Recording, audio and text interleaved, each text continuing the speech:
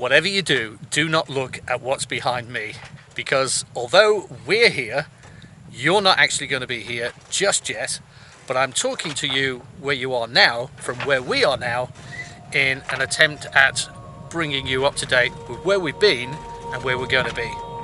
It'll all make sense once you watch this video.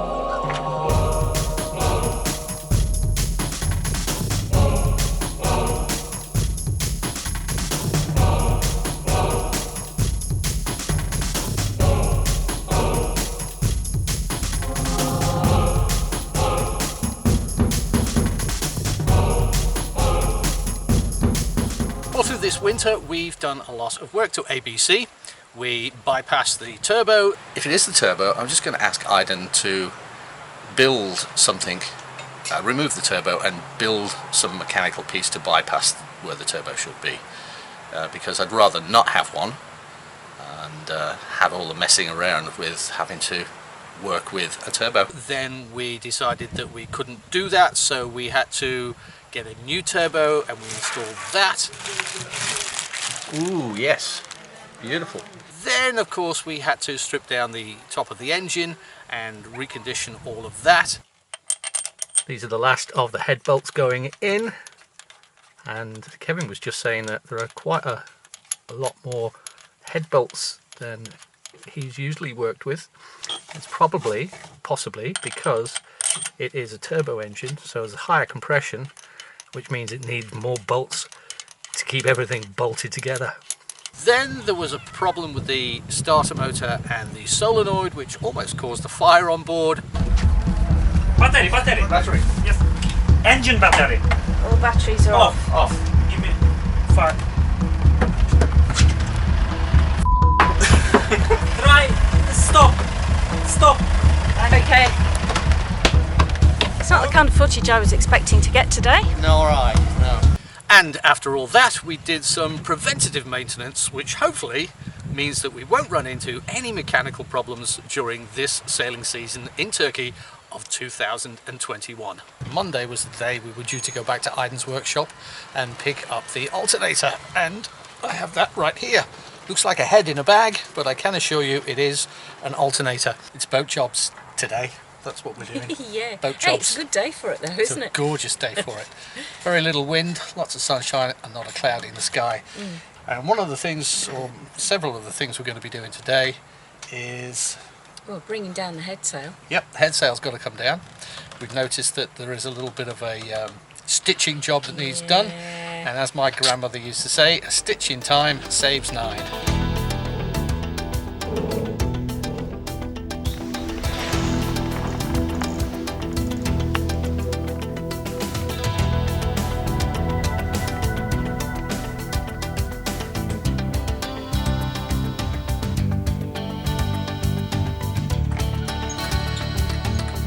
Up here we've also been doing some cosmetic jobs. This piece of teak that runs along the coach roof, we've sanded that back and applied a couple of coats of teak oil, and we're going to do exactly the same with this piece of wood here by the companionway steps.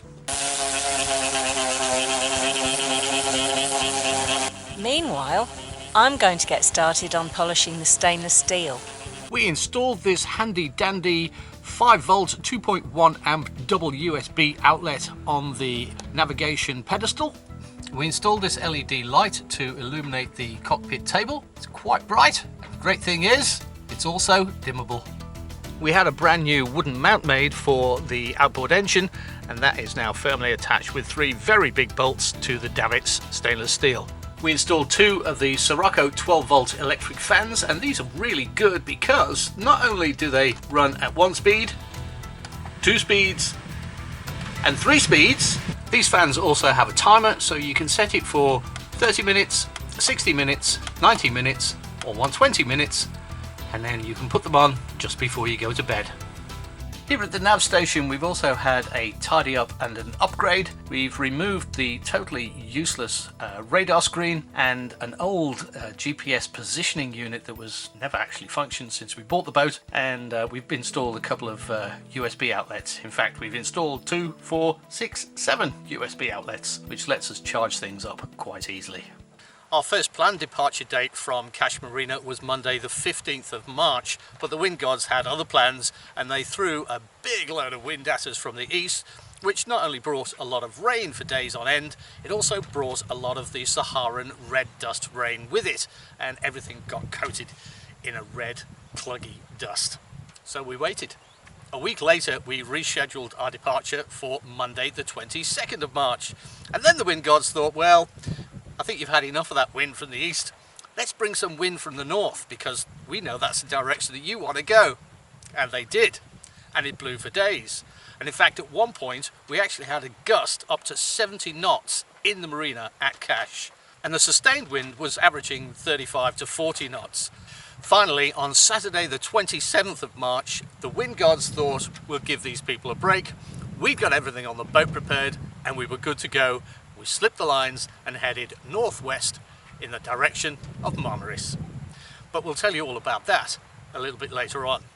We're just about to add some more confusion into the mix with our next segment, in which we time travel you back to January of 2021. But before we do that, we'd just like to say a big hello and welcome on board to our newest patron, Thorsten Wilkins. Thank you very much for becoming a patron. It is greatly appreciated. And of course, if you'd like to be a patron, the patron address is on the screen right now. Check it out and see if there's a tier that you'd like to join. We're on another day out, and this day out is to Olympos. We actually came down to this place last time we were in Turkey, but we got here too late in the afternoon because there's a fee to get in. We figured, well, we don't want to pay the fee and get kicked out in half an hour and not going to be able to see anything. So we're in good time today, and hopefully we can get in and have a good look around. So many places just closed. Yeah. In 200 meters, keep left. Oh, shush. There's no need to talk to me like that.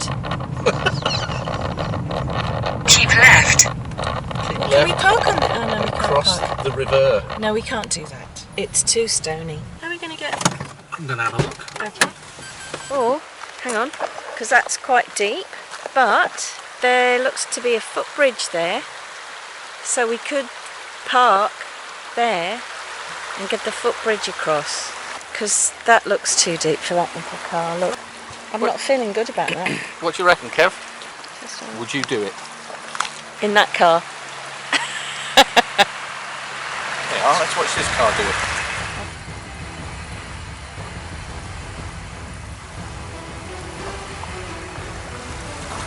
Ooh, that's really low.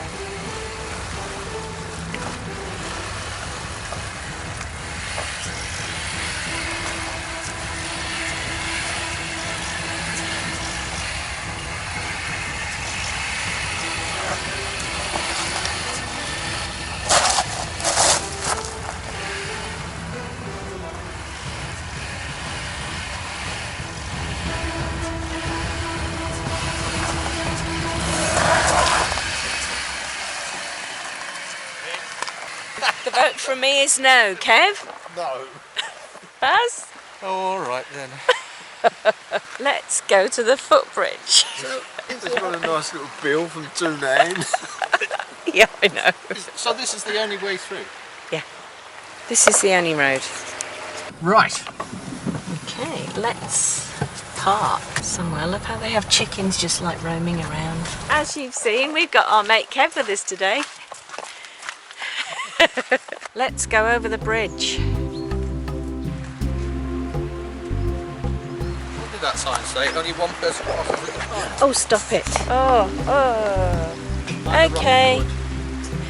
Okay. Stop. Who's making it wobble? You are. No, I'm not. It's not that far. It was still out when you kicked it off. I don't think I like this. If you go more than one of you, one's going to go a soft landing. Yeah, true. Yeah, you just got to like aim at the other person. Well, that was adventurous. Yeah, there's a few missing planks there. Yes.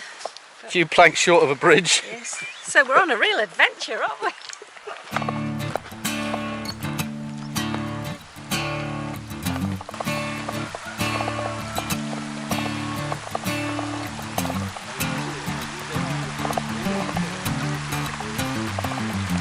Olympos. Follow the river. so. Oh, okay. I think we might get wet feet. Whose idea was this? Can we scramble through? I think so. Yeah, we're going to scramble through this person's closed restaurant rather than get wet feet.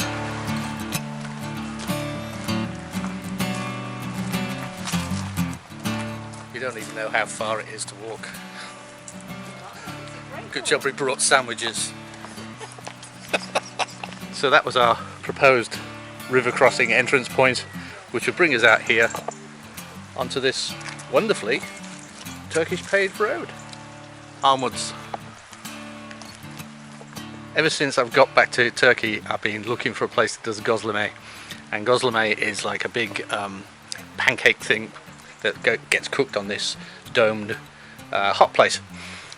Just come across this one walking. Of course it's closed, pretty much like everyone else. So it's crazy that you know, we're down here and there are hundreds and hundreds of these little bars and cafes and restaurants and little shops, but they're all shut down. No tourists, no restaurants open for serving. Come on. You got a new girlfriend, Kev? Yeah, it won't come. Her makeup's fabulous. Come on. It's very. I think she's got a dislocated shoulder. Look.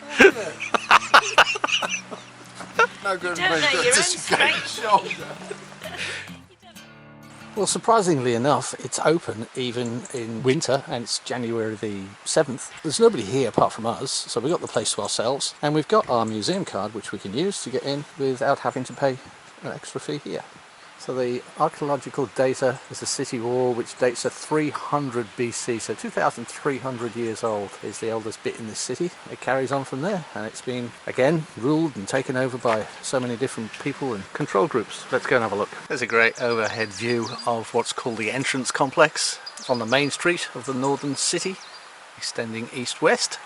So this would be the main entrance road into the city.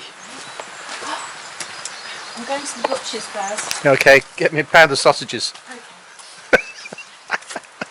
So they've done some temporary work with wood just to make sure the bits and pieces don't collapse, which is kind of a good idea, because they sure do look as though they're about to collapse. Our car is parked somewhere up there, kind of like around the river end, and even though we've had quite a bit of rain recently, the river's not running that hard. I would guess when it really does rain in February and then you get the snow melt, this will be running quite heavily and quite deep.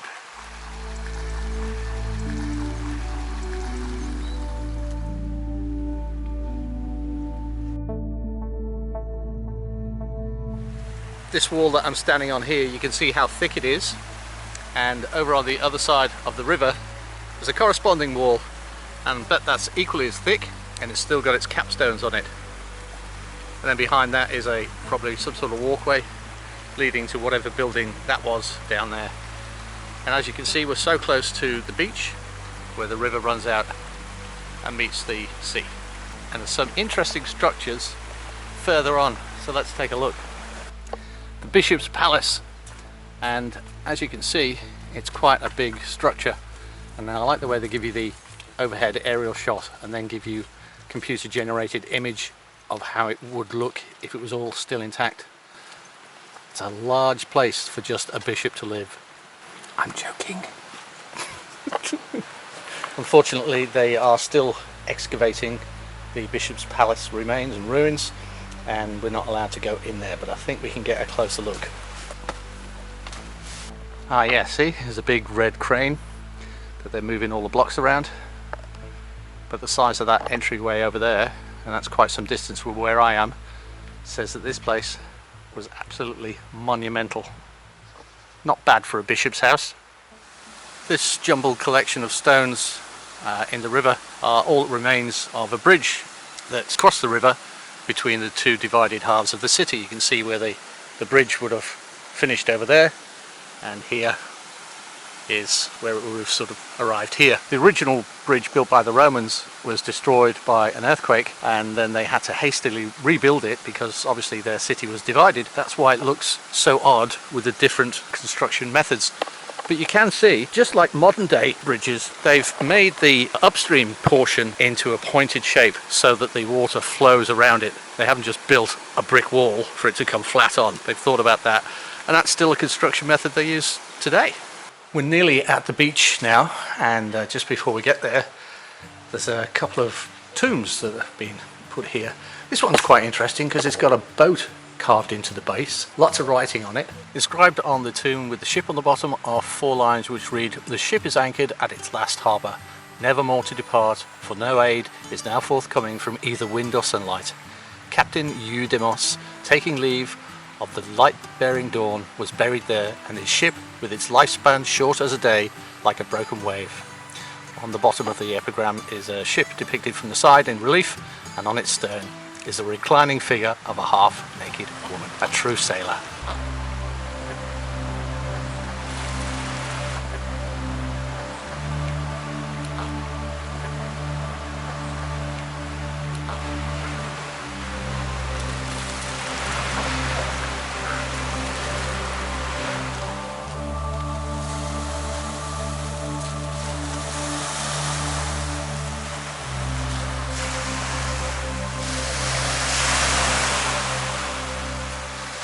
Right now we're standing about here. That's the remains of the bridge. This is the Archbishop's Palace. And as you can see, quite a lot of structures were on the other side of the river where we've just walked down. Right now we're going to find a place for lunch, and then if we can, we'll check out this area here. Look. No, somebody put that there. It still wouldn't. You should be an archaeologist. Look, that's a mosaic. And she's turned into an archaeologist. She's found something that they haven't found here before. No, they're tiles that have been laid properly. It walks like a duck and quacks like a duck. It's a duck. Mosaic.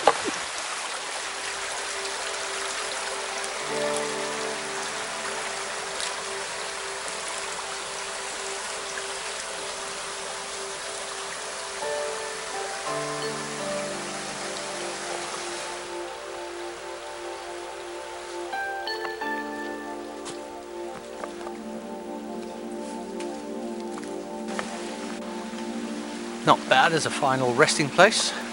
Somebody must have been very, very important, or very rich. Okay, so someone very important, head of the Lycian League and his family. Definitely important. It was only discovered in 1990. So I guess this is the head of the Lycian League's tomb. It's no longer in there, but spectacularly carved. I wonder where that went to. That tells me where it is. It's in the Antalya Archaeological Museum, and that is a place that we plan to visit sometime soon. You've heard us talk a lot about the Lycians, and this is a typical Lycian tomb. It's got the stepped base and it's got a crested roof.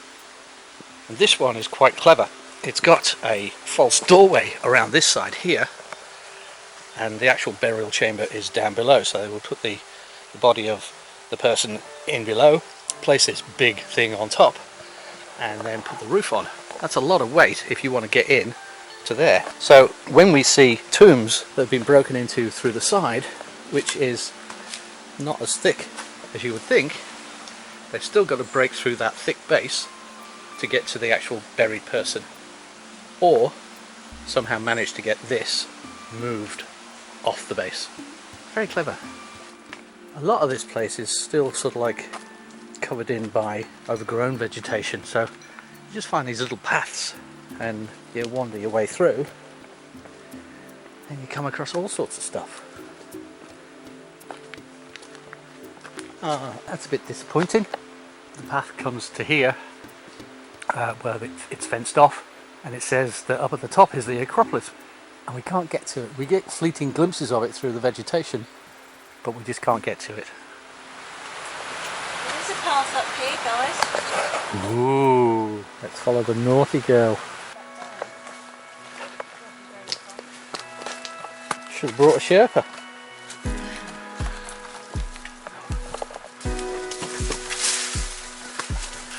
Should have brought more sandwiches.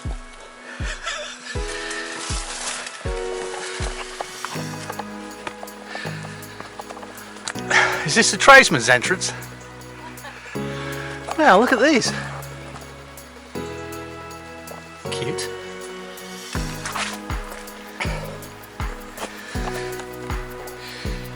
Well, I'm a little bit out of breath after coming up there.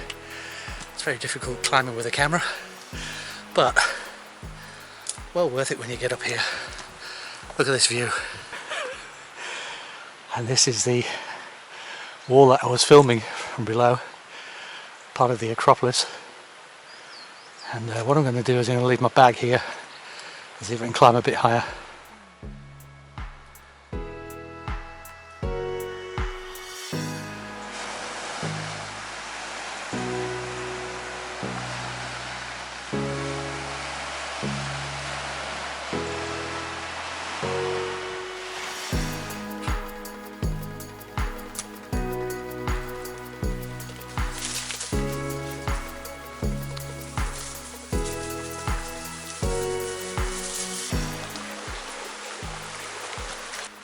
Hello, Froggy. Well, that was Olympos. Your thoughts, Kev? Very interesting. Definitely come here again. Okay. And you? Oh, look, it's just in such a beautiful environment, and there are so many ruins of parts of a really big city. Yeah. It's really worth coming. Definitely. Yeah. I'm glad we came in the winter, because even in the winter there's quite a few people around, but in the summer I reckon this would be just sheer madness. Throngs of people, and it would make it difficult for us to film the way we like to film. Yeah, although I would like to come in summer or at least spring, or when the shops and everywhere is open, because the all the wooden shacks and restaurants and things, they look really worth visiting. They do, and I can get some gozleme at last. Yay!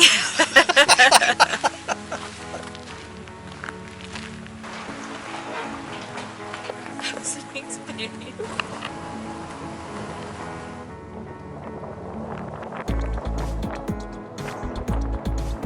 Join us next week as we depart Kaş for our 2021 sailing season up the Turkish coast.